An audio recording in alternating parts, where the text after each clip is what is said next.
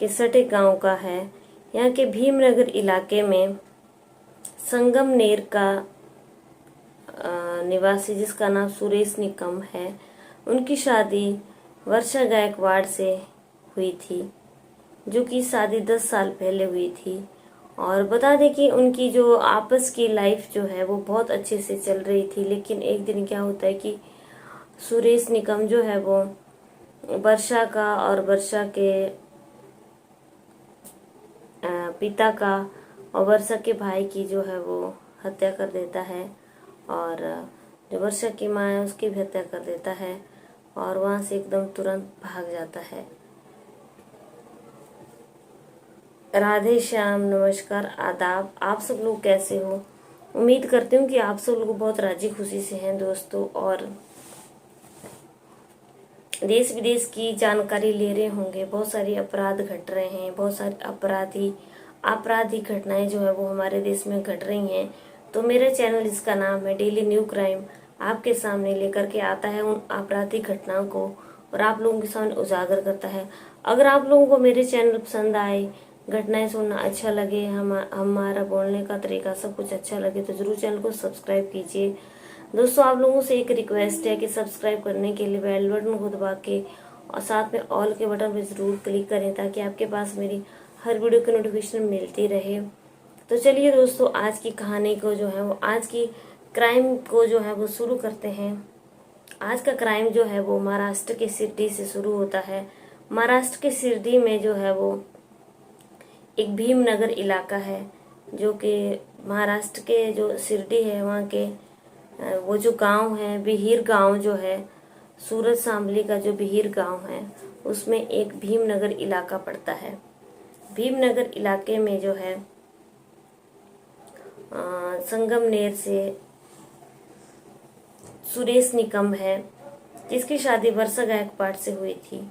और इन दोनों की लाइफ जो है वो बहुत अच्छी, बहुत राजी खुशी से पहले चल रही थी। लेकिन थोड़े ही दिनों के बाद जो है वो इन दोनों में क्या हो गया कि इन दोनों की पति पत्नी के आपस में बिल्कुल भी नहीं बढ़ने लगी, और अक्सर जो है वो इन लोगों में झगड़े हुआ करते थे, मारपीट हुआ करती थी, लड़ाई हुआ करती थी। सुरेश निकम जो है वो वर्षा गायकवाड़ को बहुत ज़्यादा मारपीट करता था और बहुत ज़्यादा उसे लड़ाई करता था, बहुत ज़्यादा उसे परेशान करता था। वर्षा गायकवाड़ जो है वो अपने पति सुरेश निकम से बहुत ज़्यादा परेशान हो चुकी थी, और जब वो परेशान हो चुकी थी तो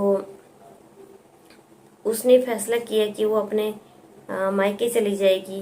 तो वर्षा गायकवाड़ जो है वो अपने मायके चली गई और वो अपने मायके में ही रह रही थी। लेकिन ये सुरेश निकम जो है ये एक प्लान बनाता है, अपने भाई के साथ, चचेरे भाई के साथ अपने ससुराल जाता है।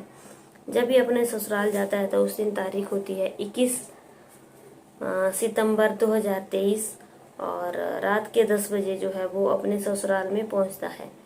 जब वो रात के 10 बजे अपने ससुराल में पहुंचता है तो अब रात के 10 बजे तो भाई अंधेरा हो रहा होता है, सब लोग अपने अपने घरों में हैं।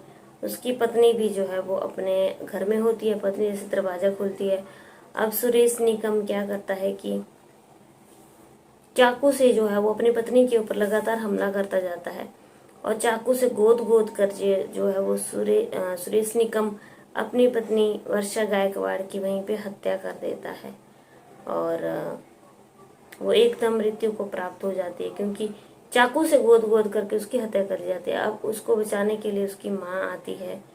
जब उसकी माँ बीच में आ जाती है तो वो माँ को भी चाकू से गोद देता है, और माँ भी जो है वो जमीन पर गिर जाती है। और जैसे माँ जमीन पर गिरती है, माँ भी मृत्यु को प्राप्त हो जाती है। अब माँ को बचाने के लिए माँ का बेटा आता है, मतलब जो वर्षा गायकवाड़ है उसका भाई जो है वो आता है। और जब इसका भाई वापस आता है वहाँ पे, तो भाई क्या देखता है कि वो जो माँ है, माँ जो है वो फर्श के ऊपर गिरी पड़ी है, और जब फर्श के ऊपर गिरी हुई हैं और साथ में जो है वो उनकी बहन की बॉडी पड़ी हुई है, तो वो छटपटाता है और उसकी उससे हाथापाई हो जाती है। जो उसका जीजा होता है सुरेश निकम, और सुरेश निकम जो है वो चाकू से अपने साले को भी गोद देता है। चाकू से गोद करके जो है वो साले की तुरंत हत्या हो जाती है। और उसके बाद बारी आती है उनके ससुर की।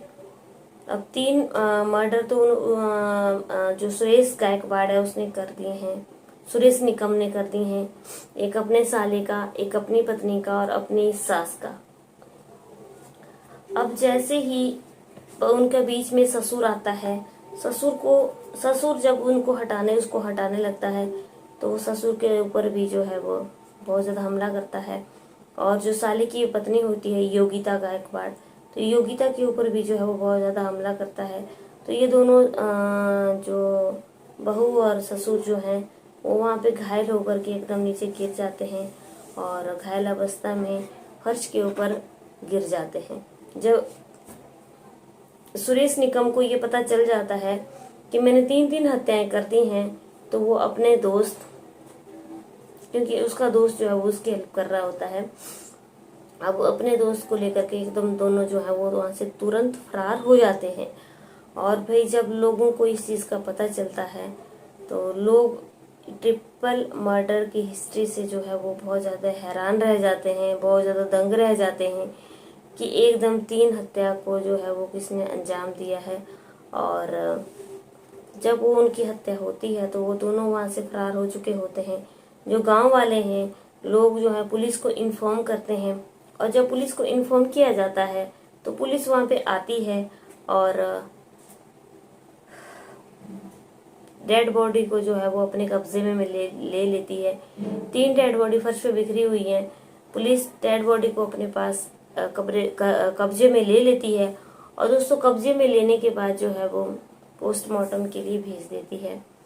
ये दोनों जो है वो भाग गए हैं, अभी पुलिस के हाथ में नहीं आए हुए हैं। पुलिस जो है वो इनकी छापेमारी कर रही है। तो दोस्तों आज की कहानी से हमें क्या सीख मिलती है, आज की जो क्राइम है, आज की जो घटना है, इससे हमें क्या सीख मिलती है? सिर्फ यही सीख मिलती है कि जब वो अपने घर गया था, अपने ससुराल गया था, अपनी पत्नी से वो तो ये बोल करके ही आया था कि मैं अपनी पत्नी से मिलने जा रहा हूँ। मतलब जब वो अपने ससुराल में एंटर हुआ तो उसने यही बोला, लेकिन जब उनके आपस के संबंध सही नहीं चल रहे थे तो जो वर्षा गायकवाड़ थी उसके मायके वालों को उसको अलाउ नहीं करना चाहिए था घर में आने के लिए।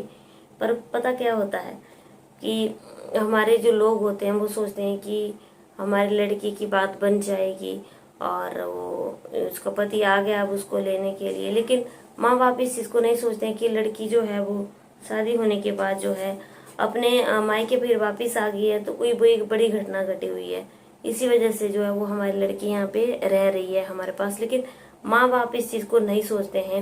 माँ बाप सोचते हैं कि लोग क्या कहेंगे और समाज क्या कहेगा।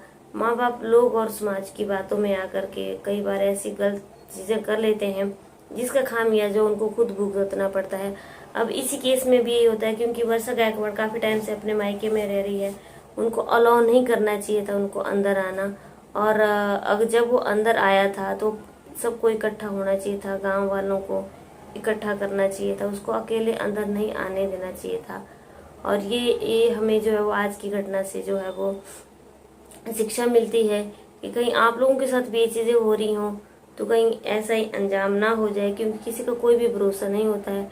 अब इस कहानी में, इस घटना में क्या है, सुरेश निकम जो है वो मर्डर करने के बहाने से ही घर में घुसा था और 3 मर्डर एक साथ करके चला गया, और घर के जो 2 लोग और थे उनको भी घायल करके चला गया। तो इन कहानियों से हमें दोस्तों यही सीख मिलती है, आप जहाँ भी हो बने रहिए।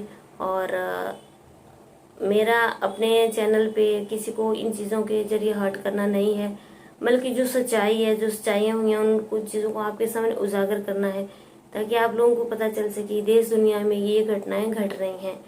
तो दोस्तों आज की कहानी जो है वो, हमारा आज का क्राइम जो है वो टुडेज क्राइम, तो आज ही खत्म होता है। ये क्राइम था महाराष्ट्र के शिरडी क्राइम। और चलिए कल की वीडियो में आप लोगों से फिर से मुलाकात होती है।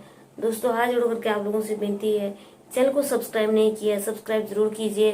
आप जब आप हमारी वीडियो को देखते हैं तो हमें मोटिवेशन मिलती है एक, कि हम नई से नई क्राइम आप लोगों के सामने लेकर के आए और आपको सुनाएं।